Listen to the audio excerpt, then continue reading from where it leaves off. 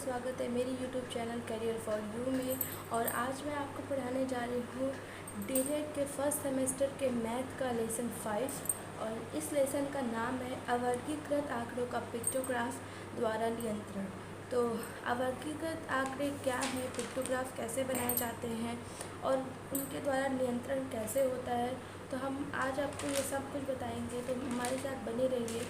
आंकड़ों के स्रोत जो होते हैं, अगर मैं आपको बता दूं कि आंकड़ों के अगर आप पूछें कि स्रोत कौन से होते हैं, तो आंकड़ों के जो स्रोत होते हैं वो होते हैं आपके दो प्रकार के। कितने होते हैं? दो प्रकार के। और कौन कौन से होते हैं?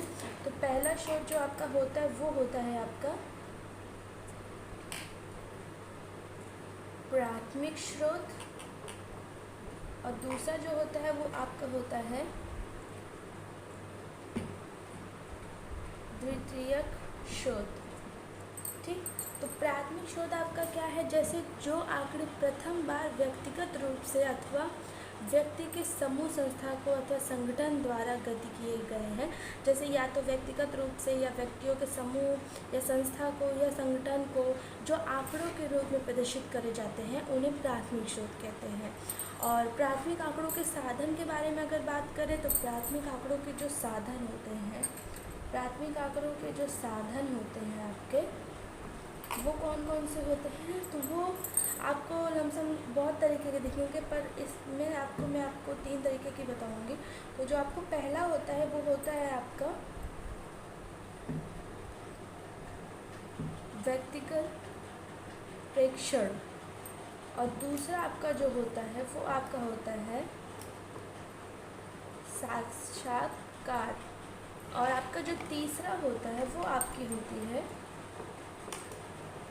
प्रश्नावली। प्रश्नावली या आप इसको प्रश्नावली अनुसूची भी कह सकते हैं। तो ये तो हो गया आपका प्राथमिक स्रोत।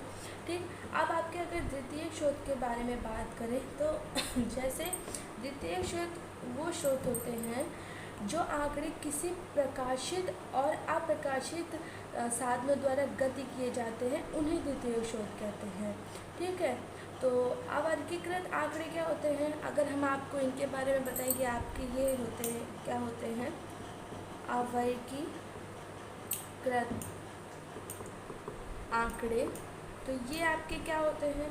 तो ऐसे अव्यवस्थित आंकड़े जिनको देखकर तुरंत ही कोई निष्कर्ष निकालना संभव नहीं होता, वो अवर्गीकृत आंकड़े होते हैं। तो ऐसे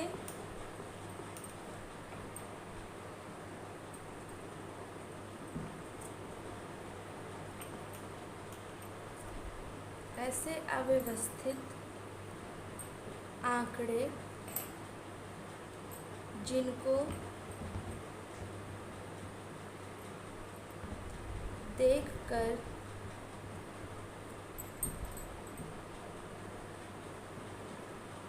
तुरंत ही कोई निष्कर्ष निकालना संभव नहीं होता है। ठीक है, निकालना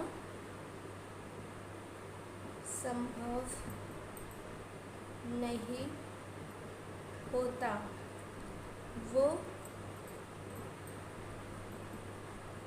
अवर्गीकृत आंकड़े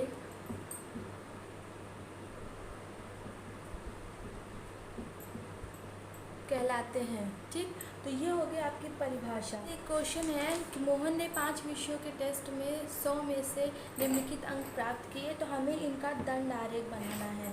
तो आपको इनमें सबसे पहले एक बॉक्स दिया रहेगा, वो कुछ इस तरीके से होगा, जैसे ऐसा कुछ बॉक्स होगा, उसमें लिखा रहेगा यहाँ पे आपका विषय। ठीक, यहाँ आपका मान लीजिए विषय है आपका, एक है गणित, दूसरा विषय है आपका हिंदी, तीसरा है आपका अंग्रेजी, चौथा है आपका रसायन विज्ञान, और पांचवा है आपका मान लीजिए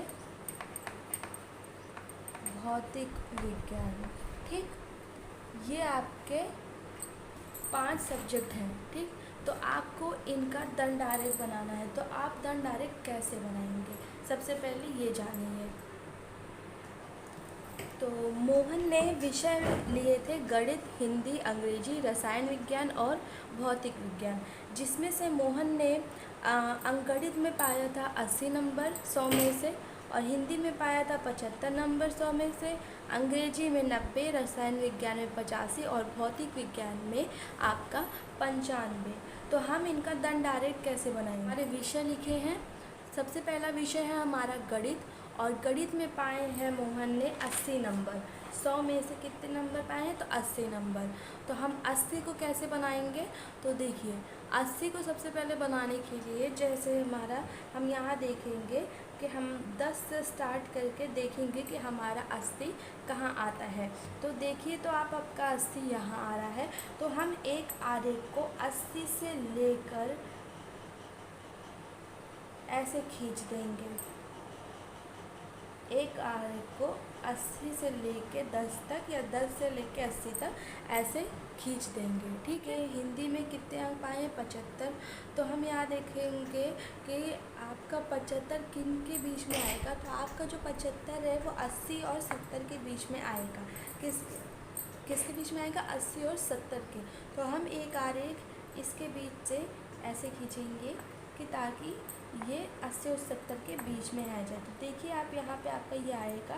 तो आप इससे थोड़ी सी दूरी बना के 80 और 70 के बीच एक आरेख ऐसे खींच देंगे। ठीक, ये पहले आरेख को आप बोलेंगे गणित, पहले दंड आरेख को बोलेंगे गणित, और ये है आपका हिंदी। ठीक, ये आपका हिंदी है।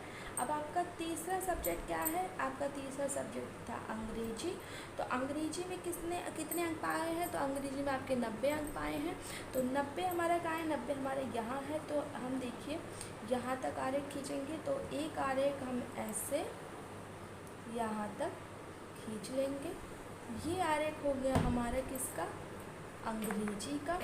ठीक, अब हम देखेंगे रसायन विज्ञान में से मोहन ने 100 में से कितने अंक पाए थे, 85 अंक। तो हम देखेंगे कि 85 किन के बीच आता है, तो 85 हमारा 90 और 80 के बीच में आता है। तो हम इनके बीच खींचेंगे। तो हमारा जो रसायन विज्ञान का दंड आरेख होगा वो यहाँ तक आएगा। ये हो गया हमारा रसायन विज्ञान का। अब हमारा आता है भौतिक विज्ञान। तो मोहन ने भौतिक विज्ञान में कितने अंक प्राप्त किए थे, मोहन ने भौतिक विज्ञान में 95 अंक प्राप्त किए थे। तो 95 इस किस में आता है, 100 और 90 के बीच में आता है। तो हम 100 और 90 के बीच में एक आरेख खींचेंगे ऐसे। ठीक, ये हो गया आपका भौतिक विज्ञान का आरेख। तो क्वेश्चन और लिया है मैंने। यह क्वेश्चन है कि रमेश के बगीचे में विभिन्न प्रकार के फूलों के पौधे लगे हैं। नीचे दी गई सारणी में पौधों की संख्या दी गई है। इन्हें पिक्टोग्राफ द्वारा प्रदर्शित करें।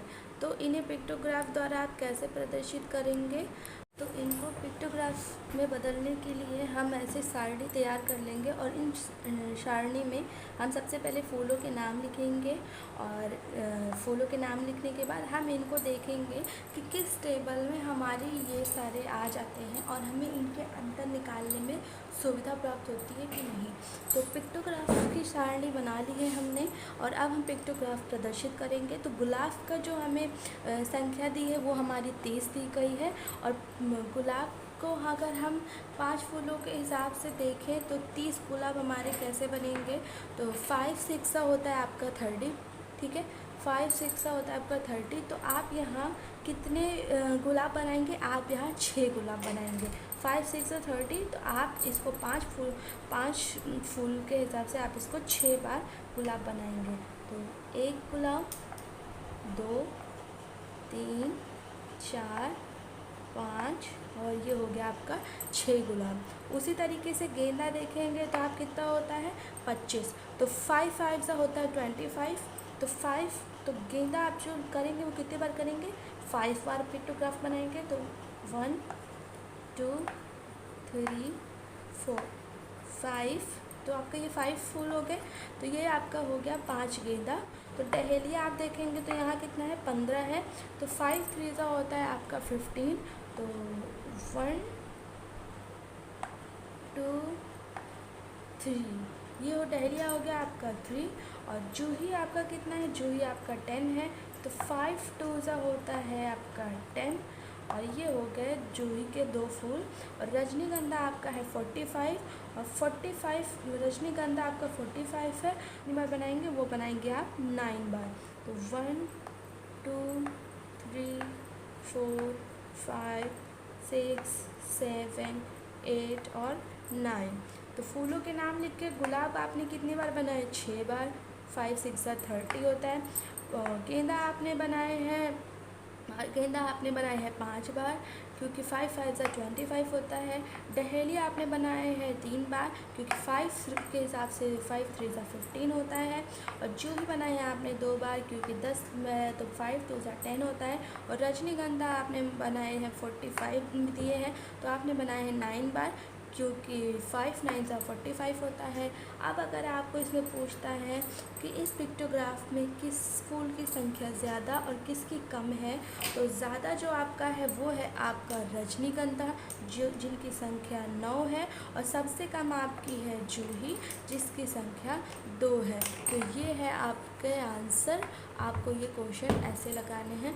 आज के लिए बस इतना ही। Thank you so much for watching my video. ऐसे ही मेरे साथ बने रहिए। कल मैं फिर से एक नए लेसन लेके आऊँगी।